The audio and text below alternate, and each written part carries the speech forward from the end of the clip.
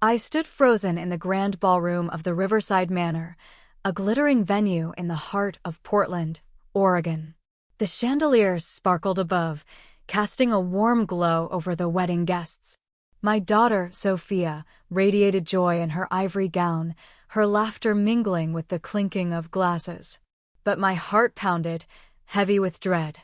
My mother, Margaret, was about to speak. She tapped her champagne flute with a silver spoon, the sharp, familiar sound slicing through the chatter. My stomach twisted. I knew that smirk on her face too well. She was about to do what she always did, tear me down in front of everyone. My name's Emma, and I should have been basking in Sophia's happiness, watching her twirl with her new husband, Ethan. Instead, I was counting my breaths, trying to stay calm as Margaret rose from the head table. "Good evening, everyone," she began, her voice smooth, honeyed, the kind that hit a sting. "Before we continue this beautiful celebration, I'd like to share a few words with my granddaughter, Sophia." The room quieted, all eyes on her. I felt the weight of their stares shift to me, like they knew what was coming. Margaret's wise words were never just advice. They were a performance, and I was always the punchline. Beside me, my best friend Rachel slipped her hand under the table, squeezing mine. "Don't let her get to you, Emma," she whispered, her voice low but fierce. I nodded, but we both knew it was too late. Margaret's eyes locked onto mine across the crowd, her smile sharp as a blade. "Sophia, darling," she continued, "you look breathtaking tonight, just like your Aunt Olivia did at her wedding. You've chosen a fine man, Ethan. A real keeper." She paused, letting the words hang. "Unlike some of us." The room went still. Ethan shifted in his seat, his brow furrowing. Sophia's smile faltered, her eyes darting to me. Olivia, flawless in a sleek navy dress, stared at her plate, her fingers tight around her fork. My champagne glass felt heavy in my hand, the liquid trembling as my pulse raced. 15 years. 15 years of biting my tongue, of letting Margaret spin her story, that I was the failure, the one who couldn't keep a marriage together. 15 years of protecting her perfect family image while I carried the scars literal and knowed off what really happened. "Mom," Sophia said softly, her voice cutting through the silence. She leaned forward, her bouquet still clutched in her hands. "Please, not now." But Margaret raised a hand, silencing her. No, sweetheart. This needs to be said. Marriage is sacred." Her gaze pierced me, and I felt the room's attention sharpen. "Some treat it like a game, a trial run. Your mother's divorce was a disappointment to us all." Gasps rippled through the guests. My throat tightened, the air thick with judgment. Rachel's grip on my hand tightened, her nails digging into my palm. "Don't let her win again," she hissed, her whisper urgent. I looked at Sophia, my beautiful, fierce daughter, who'd grown up watching me swallow Margaret's insults. Her eyes met mine, wide with worry but also something else, hope, maybe, trust. The weight of her gaze steadied me, like an anchor in a storm. I couldn't let Margaret rewrite my story again. Not today. Not in front of my daughter on her wedding day. My fingers brushed the edge of my glass, the cool crystal grounding me. I took a slow breath, the kind that feels like a decision. Maybe it was time to stop hiding. Maybe it was time to speak. Margaret's voice cut through my thoughts, sharp and commanding. "Emma," she said, her tone dripping with false sweetness. "Why don't you share some wisdom with Sophia? Tell her what not to do in her marriage. Pass on your experience." The room held its breath. My heart thudded, loud enough I swore everyone could hear it. Rachel leaned closer, her voice a fierce whisper. "You don't have to take this, Emma. Not anymore." I glanced at Sophia again, her expression pleading not for me to stay quiet, but to fight back. And for the first time in years, I felt the spark of something I'd buried long ago, courage. Margaret's words hung in the air like a challenge, her smirk daring me to respond. The ballroom at Riverside Manor was silent, the wedding guests' eyes fixed on me. My hand trembled around the champagne glass, but Rachel's fierce grip anchored me. "You don't have to take this, Emma," she whispered again, her voice a spark in the fog of my fear. I looked at Sophia, my daughter, her wedding veil glowing under the chandeliers. Her gaze was steady, urging me to stand up, to fight. Margaret wanted me to crumble, to play the role of the failed daughter she'd scripted for me. "Not this time." "Actually, Mom," I said, my voice cutting through the hush. I stood slowly, my chair scraping the polished floor. The surprise on Margaret's face was worth every sleepless night I'd endured under her judgment. "I'd love to share some wisdom." Gasps rippled through the crowd. Rachel's hand fell away, her breath catching. Margaret's smirk faltered, her eyes narrowing. "Emma, sit down," she ordered, but her voice wavered, betraying a crack in her armor. "No," I said, stepping toward the DJ booth. My hands shook as I grabbed the microphone, the cold metal steadying me. "If you want me to speak, then I will." The room felt like it was holding its breath, every guest frozen, even the waitstaff pausing mid-step. Sophia's new husband, Ethan, leaned forward, his jaw tight. Olivia, my sister, lifted her eyes from her plate, confusion flickering across her perfect features. I took a deep breath, my voice calm despite the storm inside. "You're right about one thing, Mom. Marriage is sacred. That's why I left mine." The silence shattered. Whispers erupted, forks clinked against plates, and Margaret's face flushed red. "Emma, stop this nonsense," she snapped, but I didn't flinch. I looked at Sophia, her eyes wide, but shining with something fierce pride. "Maybe?" "Sophia, sweetheart," I continued, my voice softening as I spoke to her alone.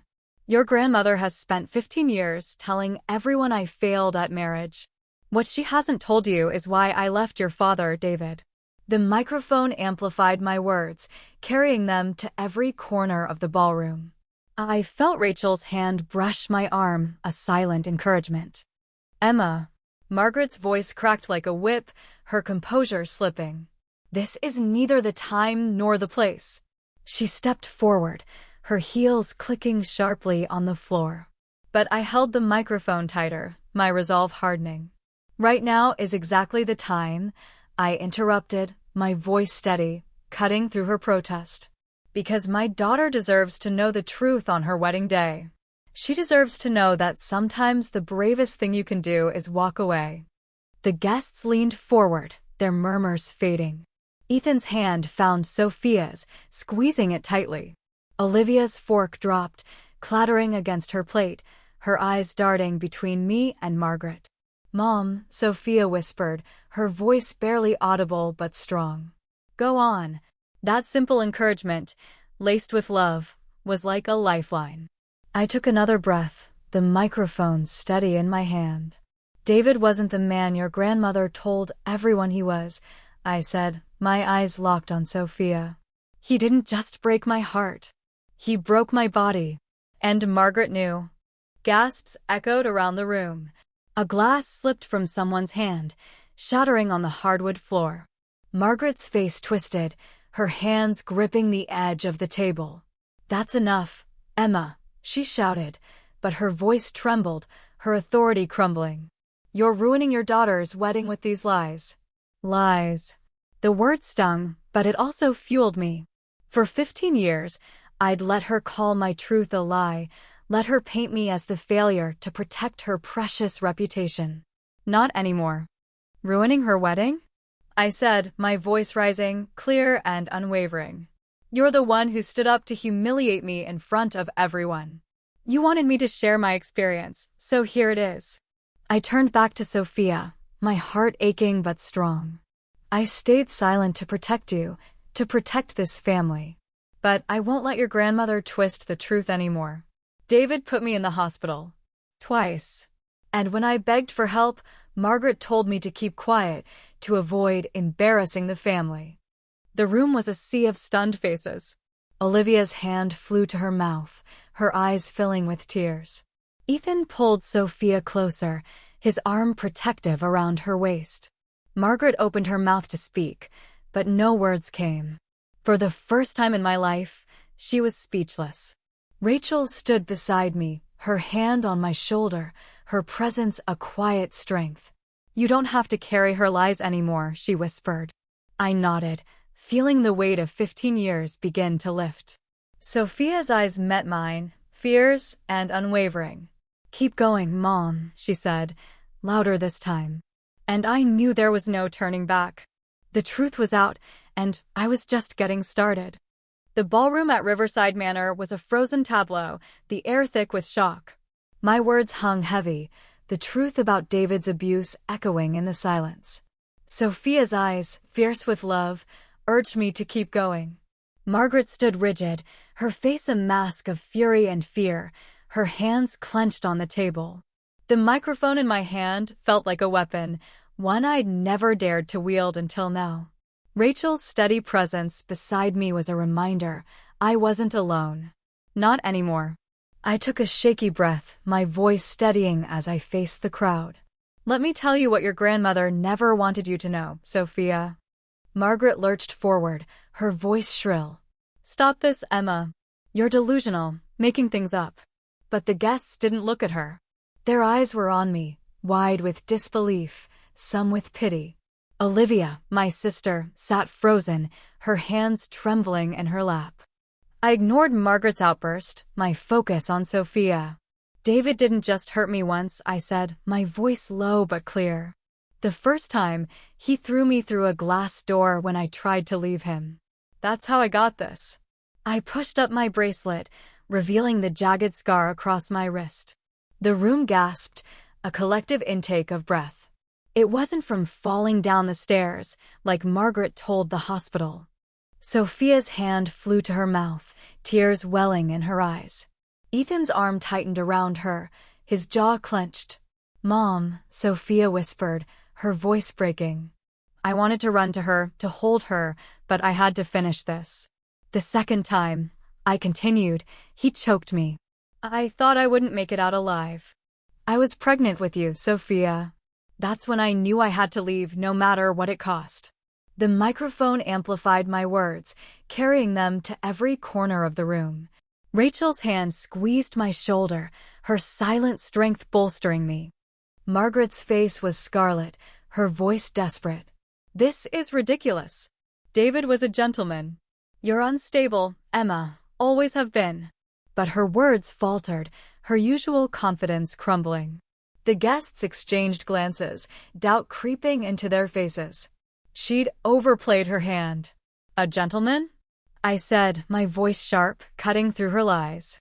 "A gentleman who broke 3 of my ribs? Who sent me to the ER with a story about falling off a horse? We didn't even own a horse, Mom." The room erupted in murmurs, the truth sinking in. Olivia's head snapped up, her eyes locked on Margaret. "You knew?" she asked, her voice barely audible. Margaret opened her mouth, then closed it, her hands fluttering uselessly. "I was protecting the family," she stammered. "A divorce, domestic violence, accusations, it would have ruined us." The admission slipped out, raw and unguarded, and the room fell silent again. Gasps turned to whispers, then to stunned silence. She'd just confirmed it. Rachel leaned closer, her voice fierce. "She's done, Emma. Keep going." I nodded, my heart pounding, but my resolve unshaken. "Protecting the family?" I said, turning to Margaret. "You protected your reputation, your country club status. You told me to stay quiet, to lie to the doctors, to keep David's abuse a secret. You chose your image over my life." Olivia stood, her chair scraping the floor, her face pale. "Mom, is this true?" she demanded, her voice cracking. "You knew David was hurting her?" Margaret's eyes darted between us, trapped. "I did what I had to do," she said weakly. "You don't understand the pressure, Olivia." The family name," Olivia interrupted, tears streaming down her face. "You let Emma suffer to save face?" The pain in her voice cut through me. She'd believed Margaret's story all these years, just like everyone else. I'd let her, to keep the peace, to protect her from the truth. But no more. Sophia stepped forward, her wedding dress rustling, her voice clear and strong. "I'm proud of my mom," she said, her eyes never leaving mine. "She taught me that love shouldn't hurt, that we deserve better than abuse disguised as duty." The guests murmured in agreement, some nodding, others wiping tears. Ethan stood beside her, his arm around her waist. "I think we all deserve the truth, Mrs. Boyd," he said, his voice steady, addressing Margaret directly. The weight of his words hit her like a blow. She slumped back in her chair, her hands covering her face. I gripped the microphone tighter, my voice stronger than ever. "You wanted me to be a cautionary tale, Mom, to warn Sophia about my mistakes. But the only mistake I made was staying silent for so long." I looked at Sophia, my heart swelling with love. "I'm done letting you control the story. Sophia deserves to know who her mother really is, a survivor, not a failure." The room was silent, the truth settling like dust after a storm. Margaret's head bowed, her empire of lies cracking. But I wasn't done. There was more to this story, darker secrets she'd buried. And I was ready to dig them up. The Riverside Manor ballroom was a battlefield of silence, the weight of my words about David's abuse still sinking in. Sophia stood tall, her wedding dress a beacon of strength, her eyes locked on mine with unwavering support. Margaret slumped in her chair, her face pale, her carefully crafted facade crumbling. The microphone in my hand felt heavier now, not with fear but with purpose. Rachel's hand rested on my shoulder, her quiet resolve fueling me. Olivia's tear-streaked face turned toward Margaret, her voice trembling with betrayal. "You knew," she whispered again, "and you did nothing." But the truth about David was only the beginning. There was a deeper secret, one Margaret had buried for 15 years, and I was done letting it fester.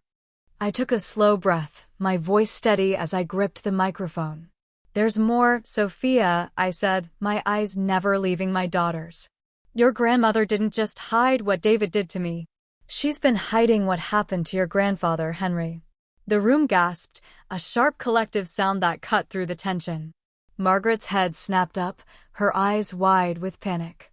"Emma, don't you dare," she hissed, her voice low but desperate, her hands gripping the table's edge. But her fear only sharpened my resolve. "Oh, I dare, Mom," I said, my voice calm but unyielding. "Because Sophia deserves to know the truth about her family. All of it." Olivia leaned forward, her hands clutching her chair. "What are you talking about?" she asked, her voice cracking. I glanced at her, my heart aching for the sister who'd been kept in the dark as much as I had. "Dad's death wasn't an accident," I said, the words heavy, final. The room erupted in whispers, guests exchanging shocked glances. Ethan pulled Sophia closer, his brow furrowed. Margaret stood, her chair scraping the floor. "This is absurd," she shouted, but her voice trembled, her authority gone. "Henry died in a car crash. You're making this up, Emma, just like always." I ignored her, my focus on Sophia. "Last month," I said, "I found something in the old storage shed at our house in Portland. A suitcase, hidden under a tarp. Inside were letters from Dad, written just before he died." I paused, letting the weight of that sink in. Letters where he said he was going to expose Margaret's affair with his business partner, James, and the money they stole from his company. The room was deathly quiet now, every eye on me. Olivia's hand flew to her mouth, her face draining of color. "An affair," she whispered. "Embezzlement?" Margaret's voice was a strangled cry. "Lies. You're delusional, Emma." But her hands shook, betraying her. I pressed on, my voice steady. "Dad wrote that he had proof. Bank statements, photos, recordings. He was going to the authorities. 3 days later, his car went off the Hawthorne Bridge. The police called it an accident, but I found the suitcase, Mom. The one you and James hid after he died." Rachel stepped closer, her voice low. "I was there when she found it," she said, addressing the crowd. "We saw everything. The letters, the evidence. It's real." Sophia's eyes filled with tears, but her voice was strong. "Grandma, is this true?" she asked, stepping forward, her wedding dress rustling. Margaret's face twisted, her eyes darting around the room like a trapped animal. "Of course not," she snapped, but her voice cracked, her confidence gone. "Your mother's always been dramatic, Sophia. Craving attention, making up stories." I laughed bitterly, the sound sharp in the silence. "Attention? Like when you told everyone I was unstable after Dad died. When I tried to ask questions about the crush and you convinced the family I was losing it." Olivia stood, her heels crunching on the floor as she stepped toward Margaret. "Mom, did you know about this?" she demanded, her voice raw. "Did you know what Dad was planning?" Margaret's hands fluttered, her composure shattered. "I was protecting you," she cried. "Your father was going to ruin us, drag our name through the mud. He was going to destroy everything we built." The admission slipped out, and she froze, realizing what she'd said.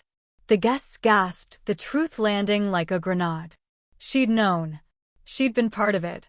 "You protected yourself," I said, my voice cold, cutting through the chaos. "You let Dad die to save your reputation. Just like you let David hurt me." I turned to Sophia, my heart breaking but strong. "Your grandfather was a good man. He wanted to do the right thing. And he paid for it with his life." Sophia's tears spilled over, but she nodded, her hand finding Ethan's. "Keep going, Mom," she said, her voice a quiet command. I looked at Olivia, her face a mix of shock and dawning realization. "You believed her story, Olivia," I said softly. "We all did. But I found the proof. And I'm not staying silent anymore." Margaret's face was ashen, her hands trembling as she sank back into her chair.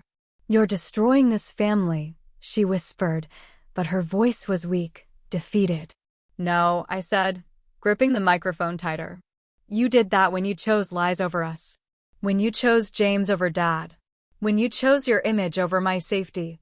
The room was silent, the guests stunned, the truth reshaping everything they thought they knew. Rachel's hand squeezed my arm, her voice a fierce whisper. "You've got her, Emma. Don't stop now." I nodded, feeling the weight of 15 years of secrets lifting. But there was more to uncover, more Margaret had hidden. And I was ready to bring it all into the light.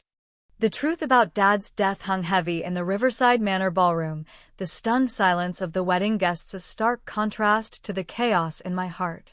Sophia's tear-filled eyes met mine, her nod urging me to keep fighting. Margaret sat defeated, her empire of lies crumbling, but I knew this wasn't over. The suitcase I'd found was just the beginning. Dad's letters hinted at more evidence, hidden at our old lake house by Lake Trillium, a place Margaret always avoided. I looked at Sophia, Olivia, and Ethan, their faces a mix of determination and fear. "We need to go to the lake house," I said firmly. "Tonight. Whatever Dad hid there, it's the key to everything." An hour later, Ethan's SUV cut through the darkness, the headlights bouncing off the winding road to Lake Trillium. Sophia, still in her wedding dress, refused to change, her resolve as unyielding as mine. Olivia sat beside me, clutching the letters I'd found, her hands trembling.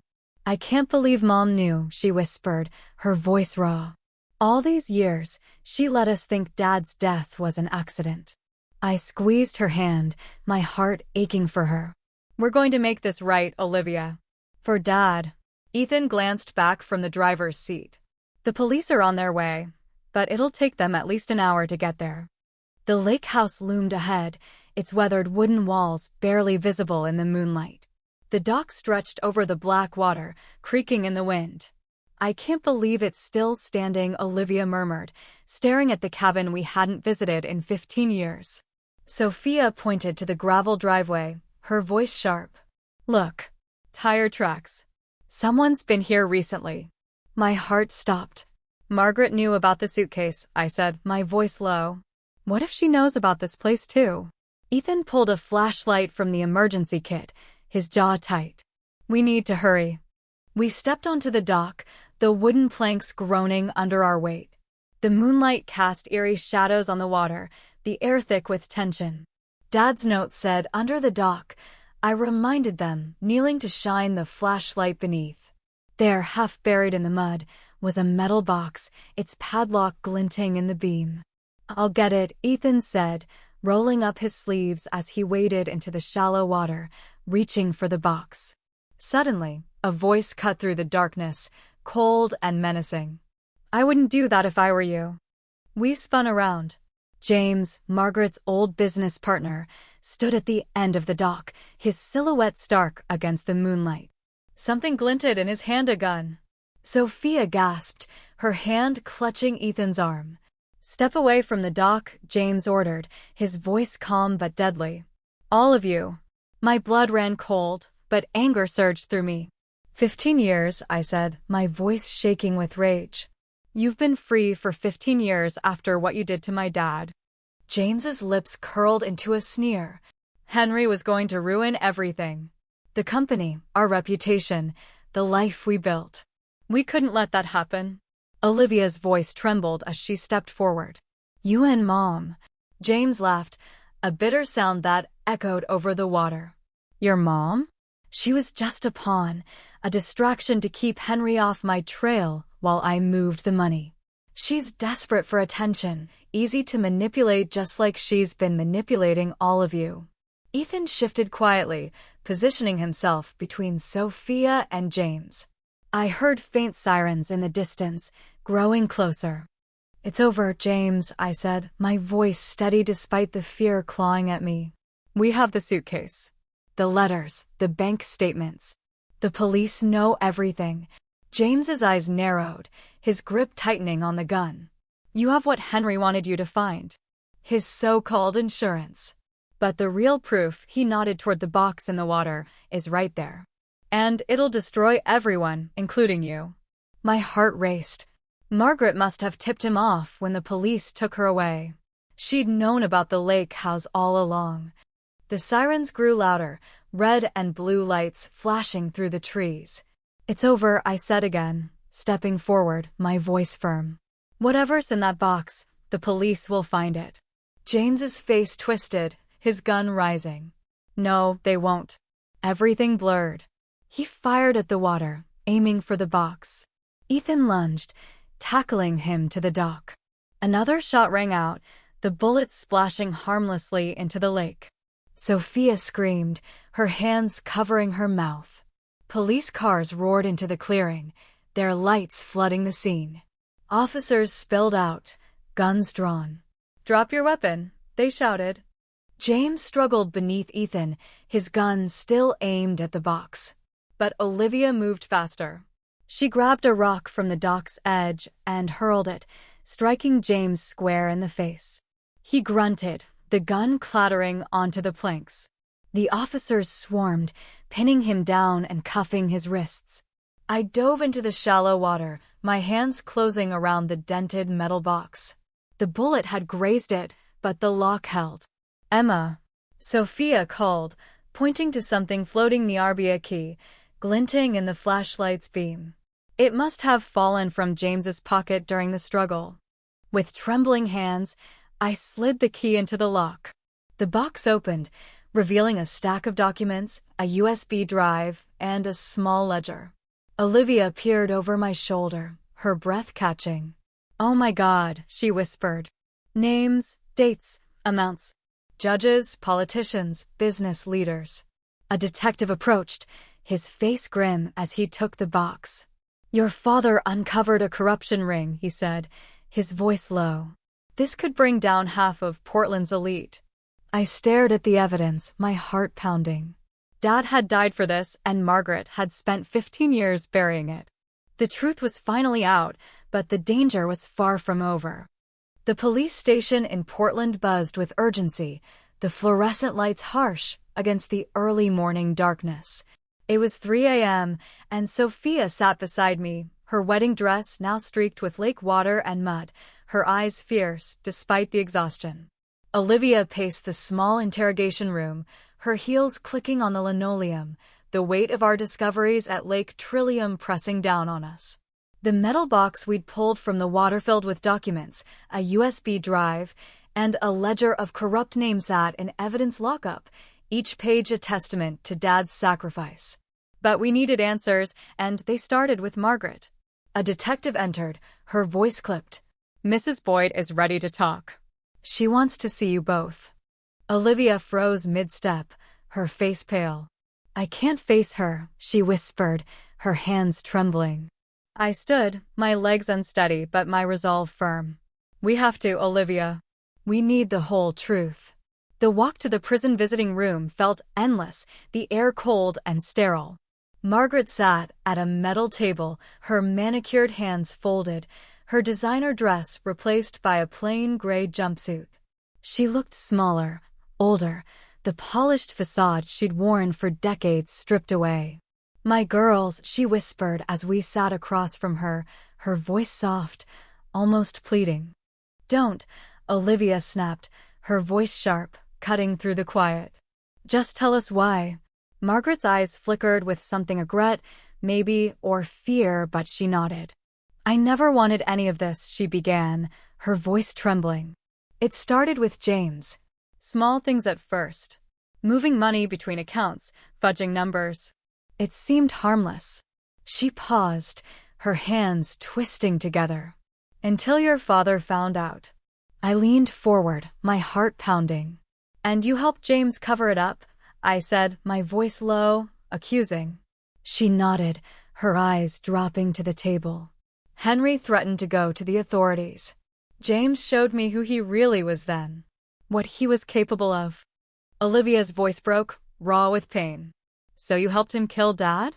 Margaret's head snapped up, her eyes wide. "No," she cried, leaning forward. "I thought James would just talk to him, convince him to stay quiet. I didn't know he'd." She covered her face with her hands, her shoulders shaking. "I didn't know he'd go that far." My stomach twisted, anger and disbelief churning inside me. "And David?" I asked, my voice cold. "My husband, who beat me for years. Was he part of this too?" Margaret lowered her hands, her eyes glistening with tears. "James chose him for you," she admitted, her voice barely audible. "Said we needed someone to keep you in line, to stop you from asking questions about Henry's death." The room spun. I gripped the edge of the table, my breath shallow. "You let him abuse me," I said, each word a blade. "You trapped me in that marriage to protect your secrets." Margaret sobbed, her hands reaching for mine, but I pulled back. "I was scared, Emma," she cried. "James threatened to expose everything, to drag you and Olivia down with me. I thought keeping it quiet, keeping the family's reputation intact, would protect you." Olivia's chair scraped as she stood, her face contorted with rage. "And my marriage," she demanded. "Was that a lie too?" Margaret's eyes fell, her voice a whisper. "Michael works for one of James's shell companies. They needed someone inside the family, watching, making sure you never spoke out." Olivia staggered back, her hand clutching the chair for support. "My entire life," she whispered, "a setup." The detective, standing quietly in the corner, stepped forward. "Mrs. Boyd, we need names. The people in that ledger. Who else is involved?" Margaret looked up, her face pale, panic creeping into her voice. "If I talk, what happens to my daughters?" "We're not your daughters anymore," Olivia said coldly, her voice like ice. "You lost that right when you chose your reputation over our lives." A knock on the door interrupted us. Another detective entered, his face grim. "James was just found dead in his cell," he announced. "Apparent suicide." Margaret's breath hitched, her hands flying to her mouth. "No, no, no," she whispered, her eyes darting around the room. "They'll think I talked. They'll come after us all." My heart raced. "Who?" I demanded. "Who else is involved?" "Judges, politicians, business leaders," she muttered, her voice frantic. "They're all in that ledger. Henry found proof of bribery, blackmail, murder. That's why I kept you away from the lake house. I knew he had evidence there." The detective's radio crackled, his expression hardening. We need to move everyone to protective custody, he said. If she's telling the truth, you're all in danger. I stood, my resolve unshaken despite the fear. I'm not going anywhere with her, I said firmly, pointing at Margaret. She reached for me, her voice desperate. Please, Emma. I know I've never done right by you, but let me help now.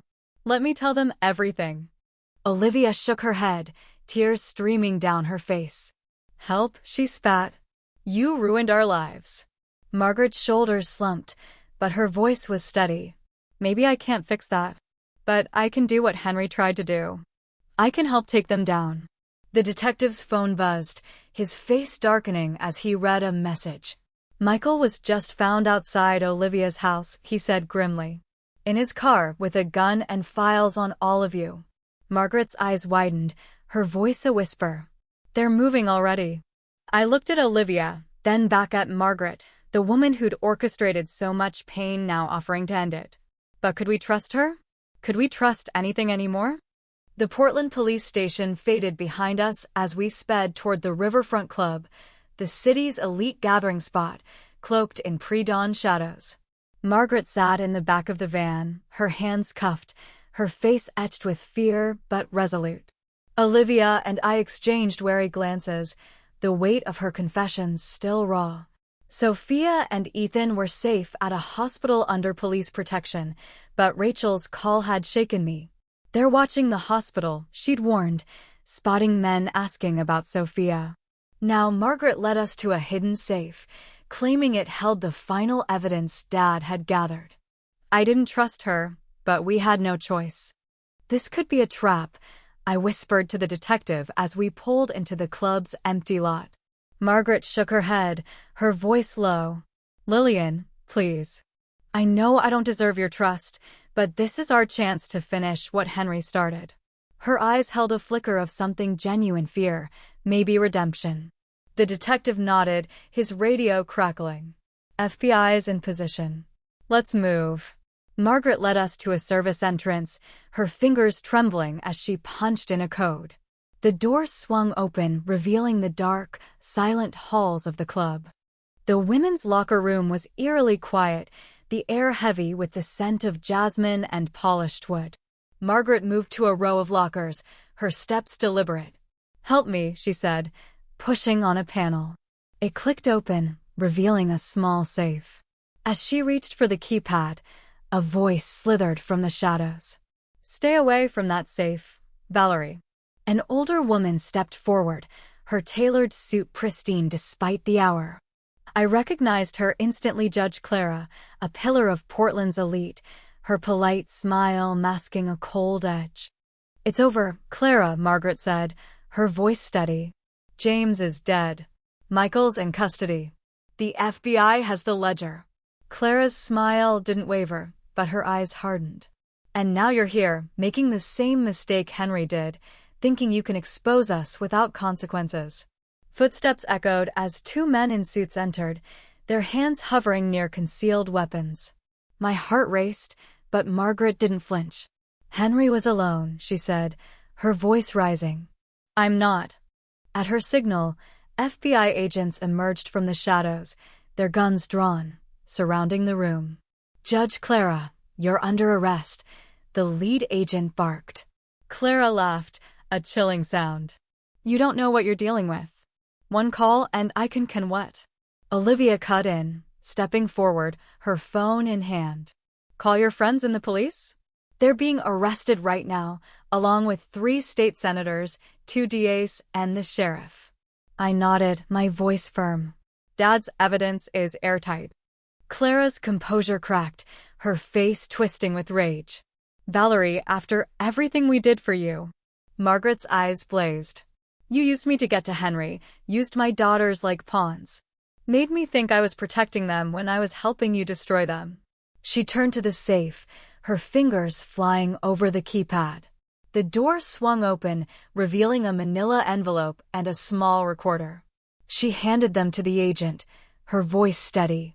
Everything Henry gathered: names, dates, accounts, recordings of your meetings. Proof of every crime, every cover-up, every murder you ordered.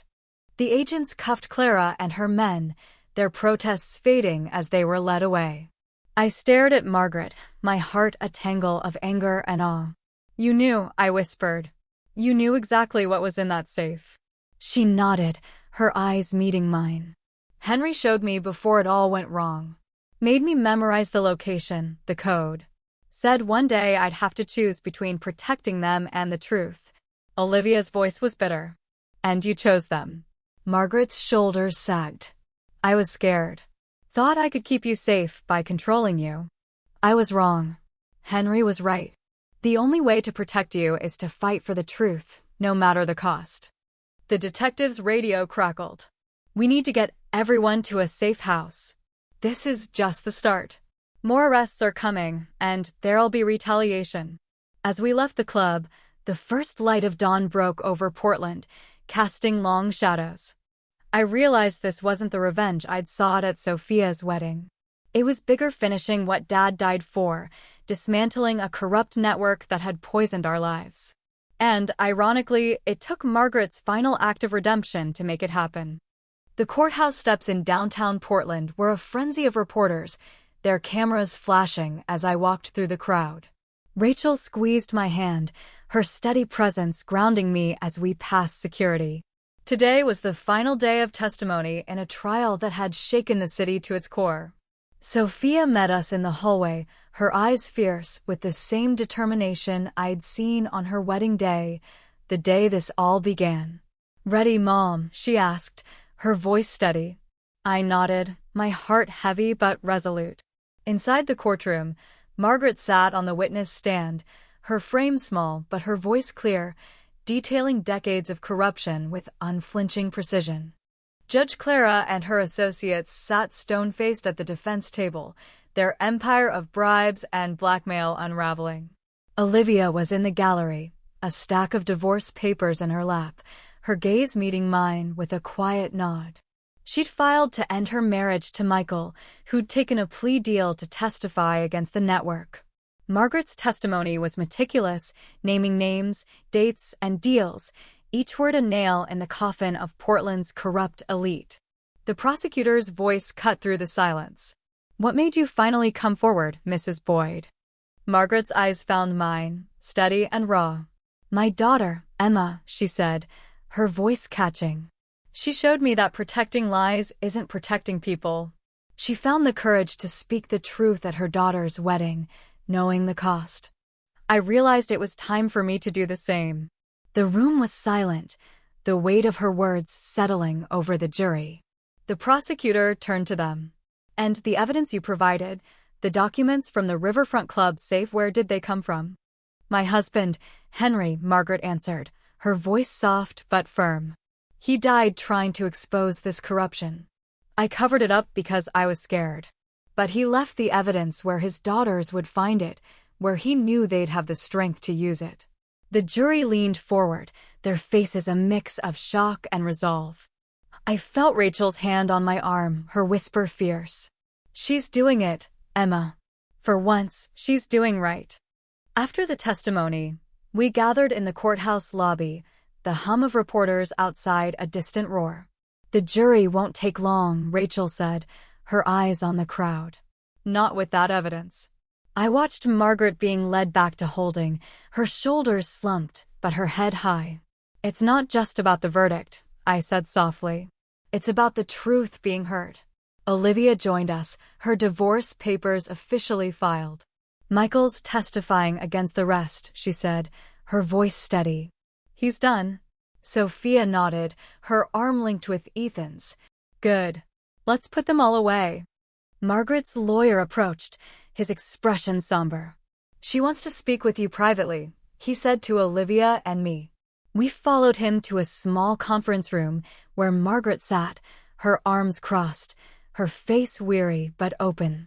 "I know I can't undo what I did," she began, her voice low. "But your father would be proud of you. You did what I should have done 15 years ago." Olivia's voice was sharp, cutting through the quiet. "Why didn't you? When Dad showed you the evidence, why didn't you help him?" Margaret's eyes dropped to her hands. "I cared more about appearances than the truth," she said simply. I thought I could control everything: our lives, your relationships, the story. I was wrong. I leaned forward, my heart a tangle of anger and grief. You're not asking for forgiveness, are you? She shook her head, her voice barely a whisper. No. But I want you to know this: all these arrests, these corrupt people facing justicites because of you. Because you're stronger than I ever was.